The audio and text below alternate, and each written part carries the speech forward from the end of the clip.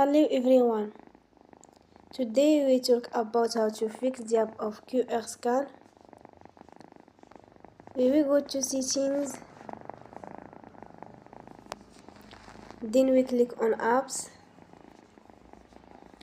After that we search the app QR scan and we click. Then we will on Forcestop. After that we go to storage. Then we click on clear cache.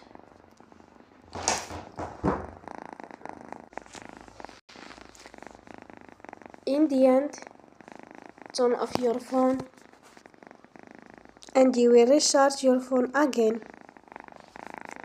Don't forget to support us by like and subscribe.